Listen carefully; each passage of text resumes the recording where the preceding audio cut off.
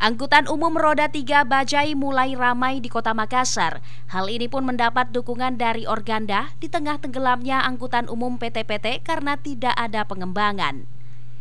Ketua Organda Makassar Zainal Abidin mengatakan, minat masyarakat untuk menggunakan angkutan umum masih cukup tinggi, namun bukan lagi masanya PT-PT yang beroperasi dengan trayek. Sementara itu, angkutan umum online lainnya dapat beroperasi dengan sistem antar jemput, seperti Bajai yang menggunakan aplikasi ojol, menerapkan tarif yang cukup terjangkau dan kendaraan yang simpel dan dapat melakukan pengantaran hingga ke lorong-lorong.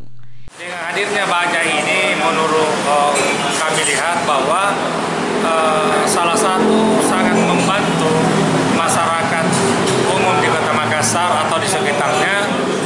Yang pertama, dia menggunakan aplikasi, di mana aplikasinya ini adalah namanya aplikasi Mas Raid, yang menurut informasi dari pengelola Mas Raid bahwa aplikasi ini adalah aplikasi lokal, aplikasi Makassar yang digunakan di angkutan Bajai dan yang bisa digunakan oleh masyarakat Makassar. Dan kemudian bahwa dengan hadirnya Bajai roda 3 ini juga sangat membantu masyarakat menengah ke bawah, bahwa mereka tarifnya itu lebih rendah dari mobil aplikasi yang lain, ya toh?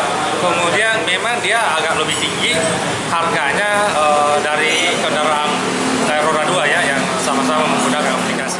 Zainal akan mendukung moda transportasi umum Bajai beroperasi di Kota Makassar, sehingga untuk sosialisasi dan izin perlu dimaksimalkan.